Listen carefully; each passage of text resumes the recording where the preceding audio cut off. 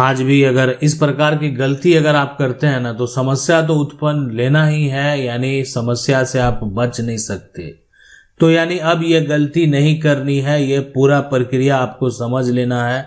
अगर आपके पास भी कहीं पर कोई भी जमीन है और कहीं पर आप कोई मकान बना कर रह रहे हैं, या कोई जमीन का जो टुकड़ा है आप खरीदने का प्रयास कर रहे हैं, तो ये जानकारी आपके लिए बेहद महत्वपूर्ण है। यानी ये जानकारी आपको देखना चाहिए। ये आपके द्वारा पूछे गए सवाल हैं, यानी आपका जो सवाल है, बहुत सारे लोगों का आज जो सवाल है उसका हम जवाब देने वाले हैं और बताने वाले हैं कि आपको क्या करना चाहिए, कौन सा जो है तरीका आपके लिए सही है। यानी आप किस तरीके को अपनाएंगे तो आपको किसी प्रकार का कोई भी जो है यहाँ पर समस्या उत्पन्न नहीं होगा। कौन सा कानूनी प्रक्रिया आपके लिए बेहद जरूरी है। तो देखें यहाँ पर भी जो सवाल है, सवाल की अगर बात करेंगे कि मेरे परदादा के नाम से जो है यहाँ पर कैडेस्ट्रल सर्वे, तो देखें जो जमीन का पुराना खतियान है, यानी जमीन का पुराना खतियान, तो ये पुराना खतियान जो तैयार हुआ वो किसने किया, तो ये अंग्रेजों के द्वारा किया गया है। यानी ये जो पुराना खतियान आप देख रहे हैं ना, ये 1900 यानी 5 से 1915 तक के बीच जो है ना, के बीच इसको तैयार किया गया है।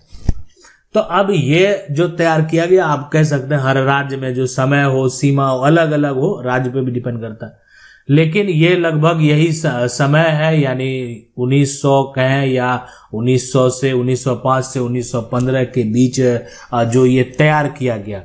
तो इसमें आखिरकार जो है जमीन का एक खतियान बना दिया गया, यानी खतियान है। तो अब जमीन का मालिक को जो है ना रिकॉर्ड, जो है जमीन का जो रिकॉर्ड तैयार किया गया उसका राइट दे दिया गया। अब उसमें पहचान के लिए जो है यहाँ पर खसरा बना दिया गया, जमीन का जो है नक्शा बना दिया गया। तो ये सब सारा जो प्रक्रिया किया गया ना, यानी अंग्रेजों के द्वारा जो है, यानी जो कैडेस्ट्रल सर्वे है उसमें किया गया। अब जो है सबसे पहले कि अब हुआ कि कोई दूसरा आदमी ने भूमियार से केवाला करा लिया, फूस का घर बना लिया, एक धारा 144 किए तो मेरे पक्ष में फैसला कोर्ट दिया, तभी जमीन नहीं छोड़ रहा। देखें क्या करें, नहीं छोड़ रहा है तो आगे का प्रक्रिया करेंगे। देखें अगर आपके पास जमीन है और जमीन के कागजात हैं, सीधी सी बात है कि आपके पास जमीन का अगर सबसे महत्वपूर्ण और सबसे इम्पोर्टेंट कागजात वो कागजात है जो कि आप देख सकते हैं जमीन का पुराना खतियान है। जमीन का जो ओल्ड यहाँ पर खतियान है, अगर उसकी बात करें तो उसके आधार पर कानूनी अधिकार आपके पास बनता है और ये कानूनी अधिकार आपका होना चाहिए।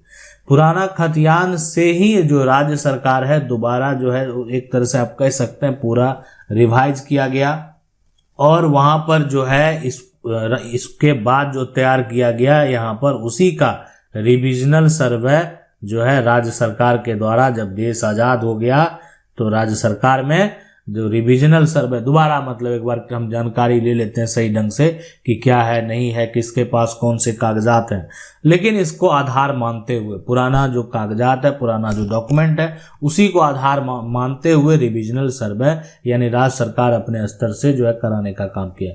लेकिन फिर भी इसमें भी गड़बड़ी हो गई, आज तक लोग उसका सुधार नहीं करवा पाए हैं। तो इसका सुधार अगर आप भी आज नहीं करवा पाए हैं, अभी अगर वर्तमान में अगर आपके क्षेत्र में भूमि का सर्वेक्षण हो भी रहा है ना, तो फिर आपका जो रिविजनल सर्वे है, आपका जो नया जो दस्तावेज है उसी से सारा का प्रक्रिया आगे होने वाला है, यानी ये कागजात तो आपका देखा भी नहीं जाएगा। तो अब है कि इस कागजात के आधार पर आपको सुधार करवाना है, तो सोच क्यों रहे, देरी क्यों कर रहे। इसके लिए एक ही विकल्प है कि आपके पास अगर ये कागजात मौजूद है, इस कागजात से संबंधित सारे इंफॉर्मेशन मौजूद है, इसमें आपकी जमीन है और आपके पूर्वज ने जमीन को बेचा नहीं, गलत तरीके से कोई अपने नाम पर करा लिया है, तो अगर आपके जमीन को कोई बेच दिया है, आपके जमीन पर कोई कब्जा कर लिया है, आपके पूर्वज के नाम से जो है वो पुराना खतियान है, और उसके आधार पर आप जो है सिविल कोर्ट में टाइटल का दावा कर सकते हैं उस व्यक्ति के ऊपर। यानी सिविल कोर्ट जाएंगे, उस व्यक्ति के ऊपर केस फाइल करेंगे कि जो आपकी जमीन को बेचा है।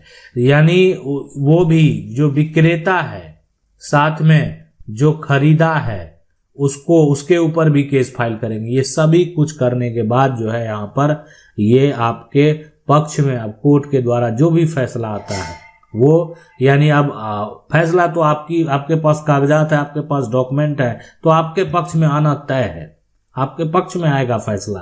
तो अगर जिनका भी इस प्रकार का समस्या या आपका समस्या अगर अलग है तो आप हमें कमेंट करके जरूर पूछेंगे। मेरा प्रयास रहेगा इसी तरीके से हम बताएंगे आपको क्या करना है, कैसे करना है। अगला है कि देखें म्यूटेशन करने के बाद भी वो बेच सकती है क्या।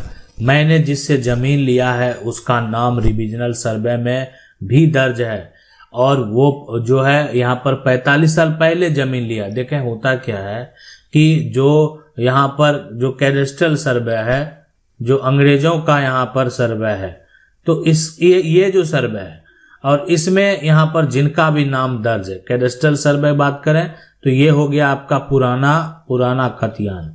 अब पुराना खतियान में जिनका नाम दर्ज है, ठीक है, अब वो हो गया कि अब वो उनके पूर्वज क्या किए कि जमीन को, ये जो जमीन देख रहे हैं इसको बेच दिए, ठीक है, बेच दिए। तो जमीन का तो बेचे, अगर बेच दिया गया होगा तो जमीन का केवाला हुआ होगा। तो केवाला के आधार पर अब ये जमीन अब फिर जो है वर्तमान में जो है एक तो केवाला भी है और दूसरा उस व्यक्ति का कब्जा भी है।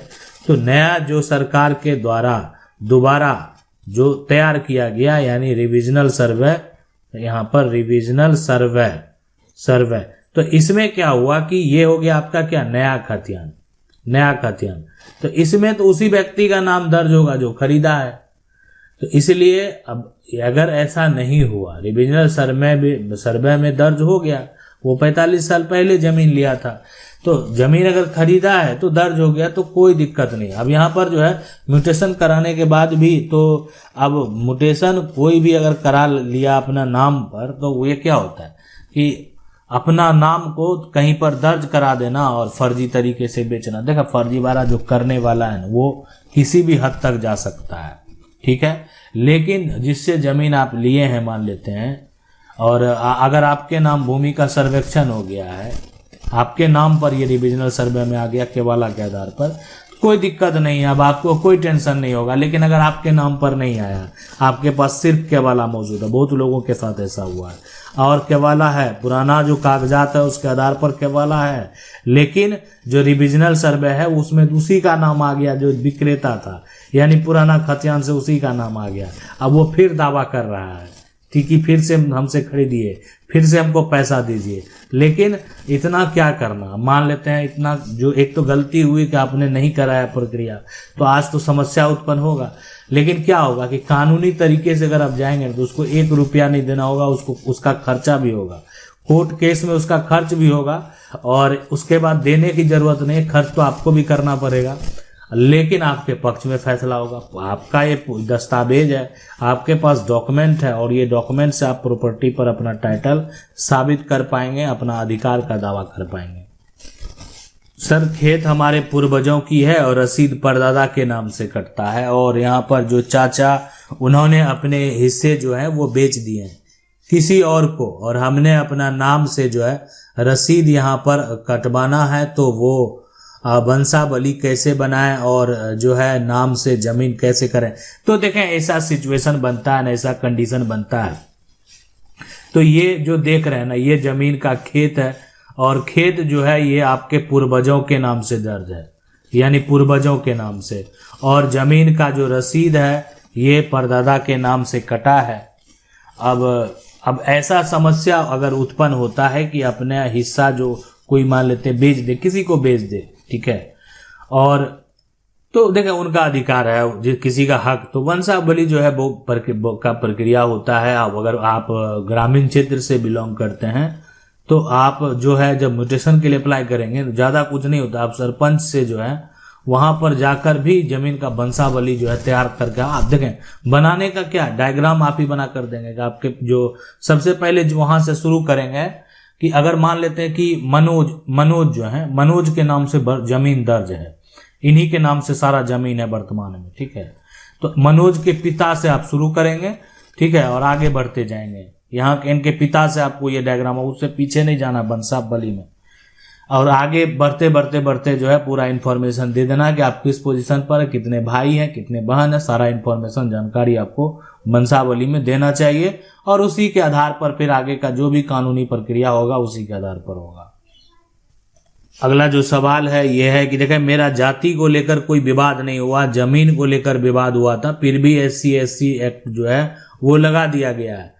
इससे तो यहाँ पर इनको और बढ़ावा मिलेगा। ये सभी इसी एक्ट के सहारे जो है यहाँ पर उछलते हैं। निर्दोष लोगों का जो है यहाँ पर जो भी है इससे खत्म कर देना चाहिए, नहीं तो यहाँ पर जीवन जो है में आ जाएगा। देखें, जो भी है यहाँ पर जो भी ये कानून बनाए गए, कानून जो है वो बनाए गए हैं इसलिए ताकि लोगों के द्वारा जो है जो भेदभाव किए जाते थे, ठीक है, भेदभाव की करना हो गया या किसी प्रकार का जो लोग शोषण करना हो गया, अत्याचार करना हुआ, ऐसा जो मामला सामने आता था तो इसको भी लेकर, लेकिन देखें किसी पर डायरेक्ट लगा देना ये जो है भी एक बड़ा समस्या है और ऐसे लगा देने से वो मामला साबित भी नहीं होता है। इस बात को आप समझ लें, ठीक है, किसी के ऊपर लगा दिया गया तो मामला साबित कैसे होगा। ये तो बनाया गया, देखें किसी के साथ आप भेदभाव करेंगे,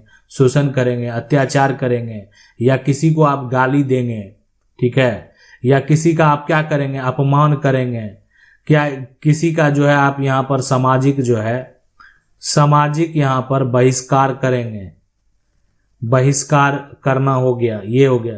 तो ये सारा जो है एक तरह से भेदभाव या अपमान, इस प्रकार के लिए जो है लोगों को ना जूझना पड़े, इसके लिए कानून बनाए गए। अब लेकिन देखें, कानून बनाए गए, अब कानून का दुरुपयोग अगर मान लेते गलत तरीके से किसी पर आरोप लगता है तो उसका साक्ष्य भी होना चाहिए। हाँ, लेकिन अगर आप सही में ऐसा किए हुए हैं तो इसलिए इस पर जो है कड़ी सजा है, जुर्माना है, तो फिर दिक्कत हो सकता है आपको।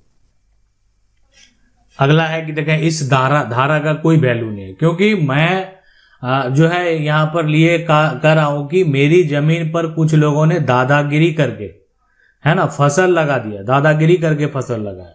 मैं आपका वीडियो देखकर थाना गया, कुछ नहीं हुआ, फिर SDM के पास गया, SDM ने पुलिस को 7 दिन में जो है रिपोर्ट देने को कहा, थानेदार 25 दिन के बाद कोई जांच नहीं किया, या यहाँ पर जो है पर थानेदार बोलता है कि ये राजस्व का मामला, हम जांच नहीं करेंगे, इसलिए आपका जो है ये वीडियो और धारा कोई काम नहीं, मेरे हजारों रुपये बर्बाद कर दिया। देखें, सबसे बड़ी बात है कि आपका तो अगर आपकी जमीन पर कुछ लोग ने दादागिरी करके कब्जा कर लिया तो वो जमीन लाखों की होगी, तो उसके चलते अगर आप 1000 रुपया बर्बाद नहीं करना चाहते हैं तो वो आपकी जमीन नहीं है।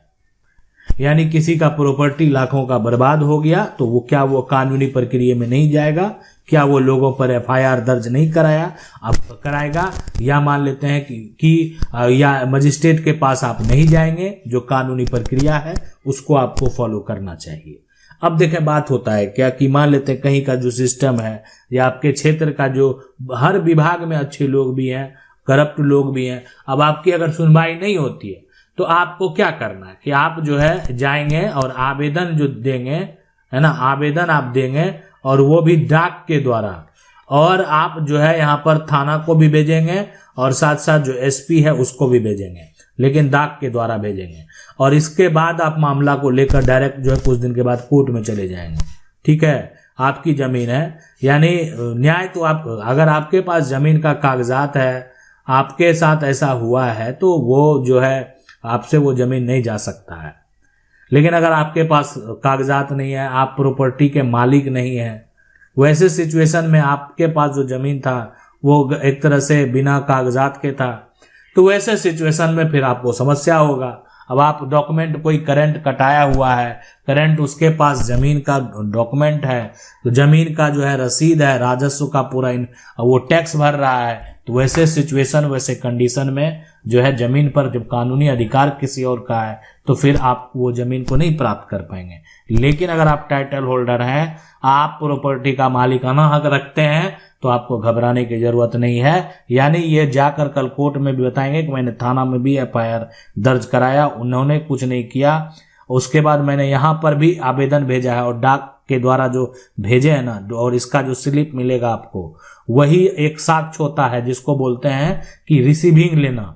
कल को मान लेते हैं थाना में आप FIR करने जाएंगे और वहां पर अगर आपको रिसीविंग नहीं मिलता है, वैसी सिचुएशन में आपको ये जो डाक का टिकट है जो आपने भेजा है, जो एड्रेस डाला है, और वहां से जो रिसीविंग मिला वो आपका साक्ष्य है, जो कि कोर्ट में आप जाकर दे सकते हैं कि हुजूर देखें हम इस डेट को जो है बाय पोस्ट भेजे हैं, ये डाक के माध्यम से, और इसलिए कि यहाँ पर हमको रिसीविंग नहीं दिया जाता था, इससे पहले हम बार बार आवेदन करते थे।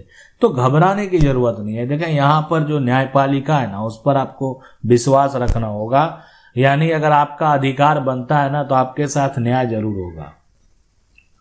अगला सवाल है, जब सास ससुर से पहले पति की मृत्यु हो जाती है तो बहू का अधिकार क्यों नहीं होता है? ठीक है, देखें यहाँ पर क्या होता है, एक सीधी सी बात समझ लें। किसने बोला?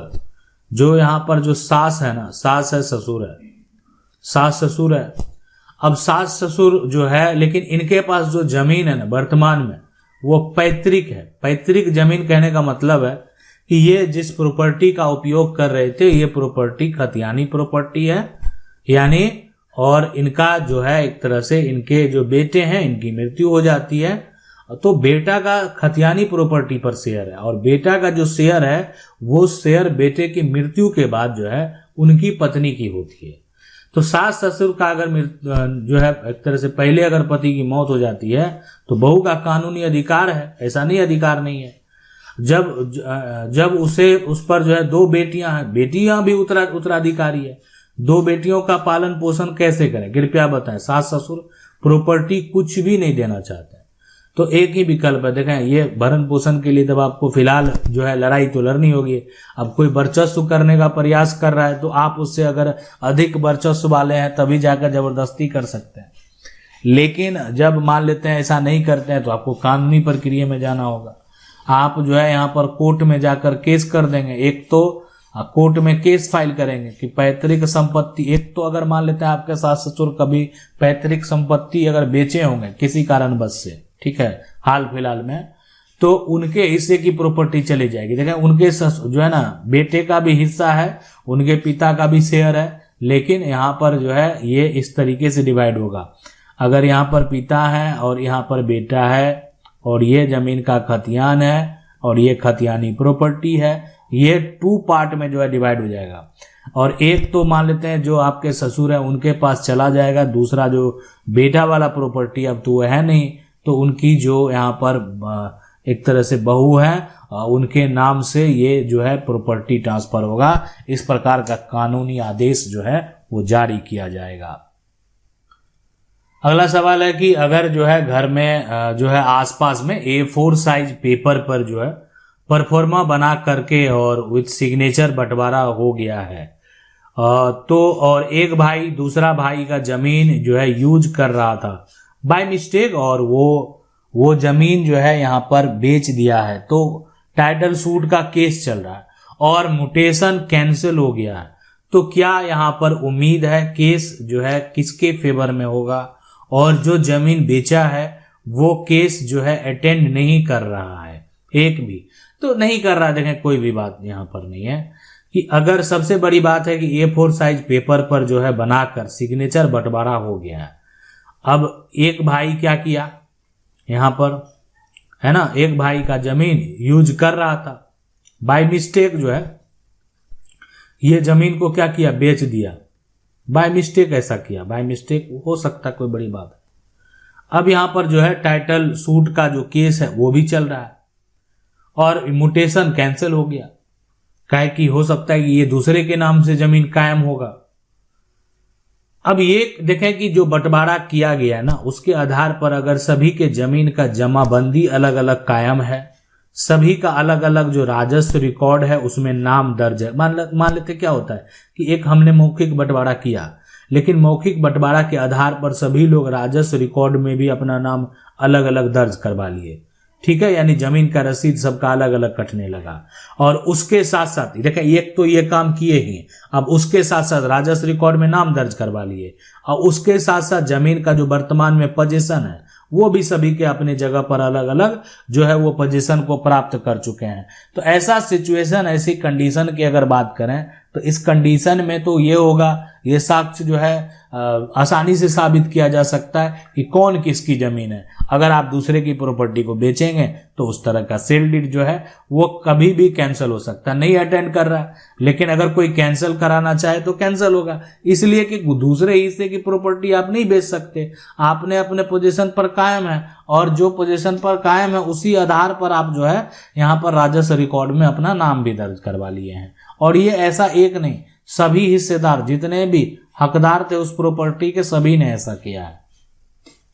अगला सवाल है सर, 5 डिसमिल जमीन 1985 में हमने रजिस्ट्री करवाया था, पर हमको जो है यहाँ पर ये ज्ञान नहीं था कि ये बासगित पर्चा की जमीन है, दाखिल खारिज नहीं हो रहा है, कोई रास्ता तो होगा जिससे जमाबंदी मेरे नाम से हो जाए, दया करके बताइए। जरूर, बिल्कुल। ये देखें, तो ये जो है बड़ा सवाल है कि आखिरकार मान लेते हैं कि जो 5 डिसमिल जमीन है, अब ये जो है रजिस्ट्री करवाया था, हमको यह ज्ञान नहीं था कि यह बासगित पर्चा की जमीन है।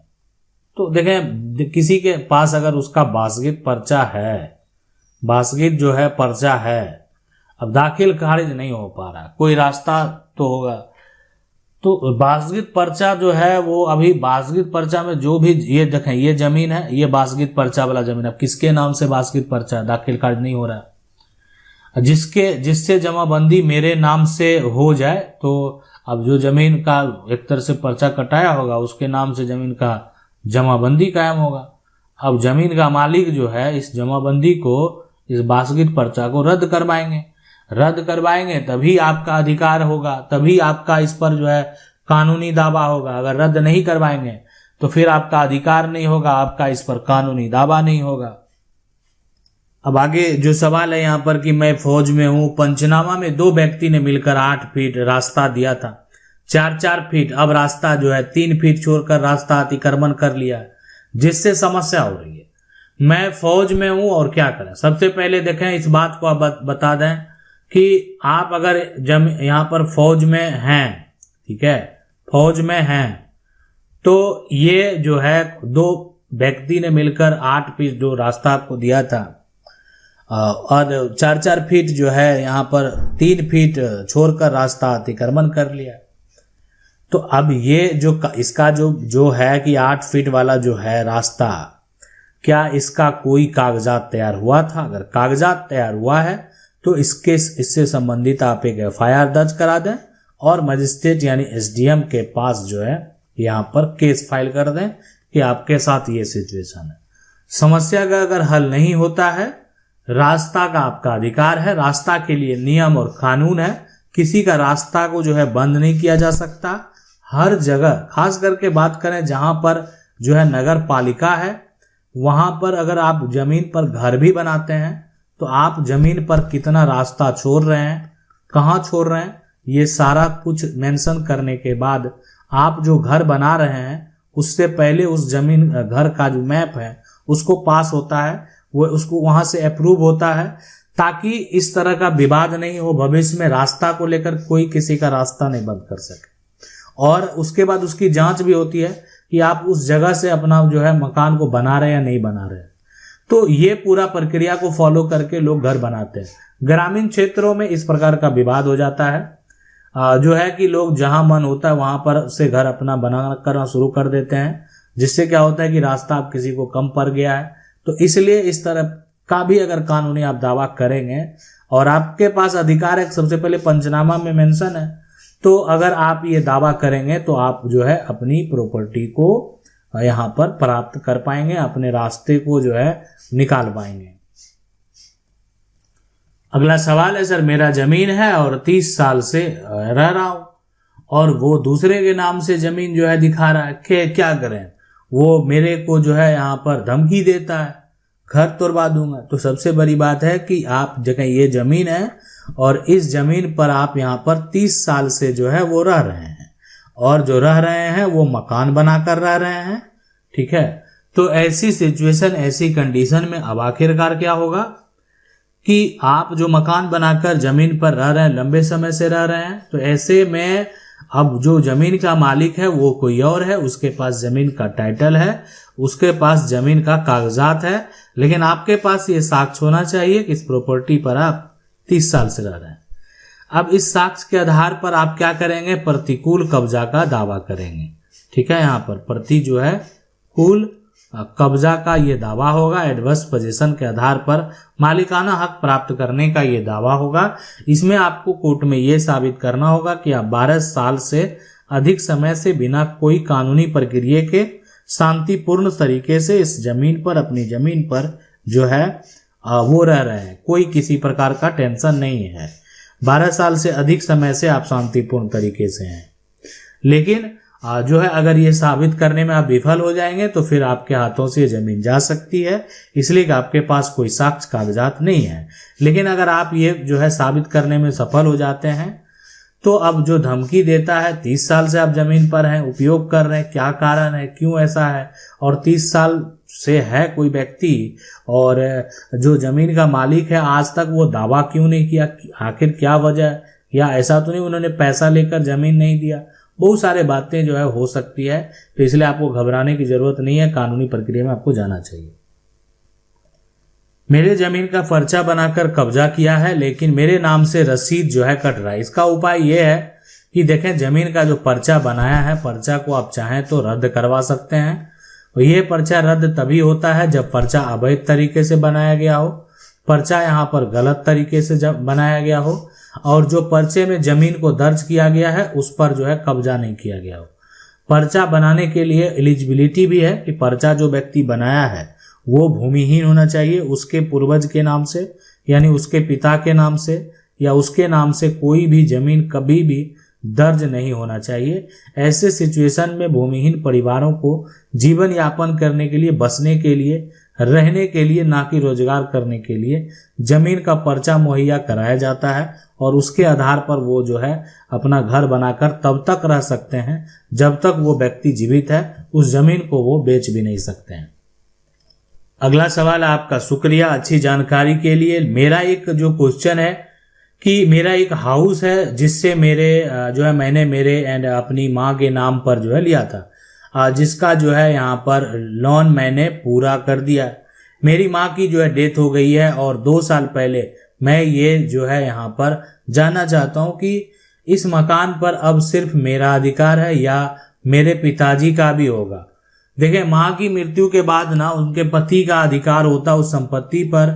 अगर पति से जो है तलाक यहाँ पर नहीं हुआ हो, ठीक है, पति से तलाक नहीं हो, ठीक है, मान उनसे विवाद है, वो अलग रहते थे, जो भी थे, लेकिन आपने अपनी माँ के नाम पर लिया है ना, तो माँ की मृत्यु के बाद जो है उन पर पहला अधिकार उनके पति का होगा और उसके बाद बेटा का भी है, लेकिन जो है पति का भी है। इसमें देखें, कानूनी दावा करने के बाद और ये साबित करने के बाद कि ये आपने खरीदा है तो फिर इसको आप आसानी से प्राप्त कर पाएंगे। यानी अधिकार की बात करें तो अब किसी का पत्नी का डेथ हो गया है तो जो उनका हस्बैंड है उसका पहला अधिकार तो बनता ही है। अगला सवाल है, सर मेरा एक जमीन है और जमीन पर किसी और के नाम से जो है ना नाम से खाता खुल गया है और वो कुछ जवाब नहीं दे रहा, तो इसका क्या सॉल्यूशन है। देखें, ये जो है ना कि ये आपका एक जो जमीन है, ये जो है जमीन है और इस जमीन पर किसी और के नाम से क्या हो गया, खाता खुल गया, किसी और के नाम से कुछ भी जवाब नहीं दे रहा है, तो इसका क्या सॉल्यूशन है। तो देखें, ऐसे सिचुएशन, ऐसे कंडीशन में अगर बात करें सॉल्यूशन की ना, कि अगर ये आपकी जमीन है और उस जमीन को का कोई मान लेते हैं आकर खाता खुलवा लिया है, अब खुलने का वजह जो है जो भी है, लेकिन खुला है तो आप उसको बंद करा सकते हैं खाते को, ठीक है। कि जमीन का मान लेते हैं खाता खुलने का मतलब यह हो गया कि आप ये कहना चाह रहे हैं कि जमाबंदी कोई करवा लिया है, ठीक है, या जमीन का खतियान उसी के नाम से बन गया है, खाता उसी के नाम से खुल गया। तो अगर मान लेते हैं एक जमाबंदी जो कायम हुआ यानी राजस्व जो रिकॉर्ड है, रेवेन्यू रिकॉर्ड, उसमें अगर नाम दर्ज हो गया तो कोई घबराने की जरूरत नहीं है। आप जिला कलेक्टर के पास से या एडीएम कोर्ट में जाकर जो है यानी राजस्व जो रेवेन्यू कोर्ट है वहां पर जाकर आप केस फाइल करके उसको जो म्यूटेशन कायम हुआ, जमाबंदी हुआ, जो खाता खुला, उसको बंद करवा सकते हैं। लेकिन अगर जमीन का खतियान ही उसी के नाम से तैयार हो गया तो ऐसे सिचुएशन, ऐसे कंडीशन में फिर आपको समस्या उत्पन्न होगा इसको बंद करवाने में। ठीक है, इसलिए कि अब जो है खतियान ही उसके नाम से बन गया है। ठीक है, भूमि सर्वेक्षण ही उसके नाम से हो गया है। तो ये है पूरा प्रक्रिया। यानी देखें, अगर आपका भी अब सवाल है, बहुत सारे सवाल आपके मन में चल रहे होंगे कि आपका भी सवाल है, तो आपके सवाल का भी हम जवाब देंगे, आपको बताएंगे क्या करना है, कैसे करना है। घबराने की जरूरत नहीं है और आपको अपना कमेंट करना है, पूछना है क्या करना है, हम आपको सही सलाह देंगे।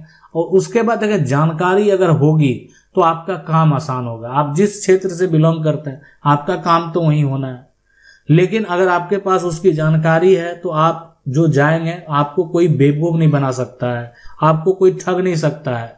क्या खर्च होता है अगर ये पूछना चाहते हैं, कितना खर्च लगता है, कि जो आप केस फाइल करेंगे वहां पर आपका कितना खर्च होता है, हर चीज क्या प्रक्रिया फॉलो करना होता है, तो हर चीज आपके लिए बेहद महत्वपूर्ण है और ये आपको जानना चाहिए। आशा करते हैं वीडियो अच्छा लगा होगा। वीडियो को लाइक जरूर कर दें, चैनल को पहली बार देख रहे हैं सब्सक्राइब करके जो बेल आइकन है उसको जरूर दबा लें। मिलते हैं अगले वीडियो में, तब तक के लिए जय हिंद।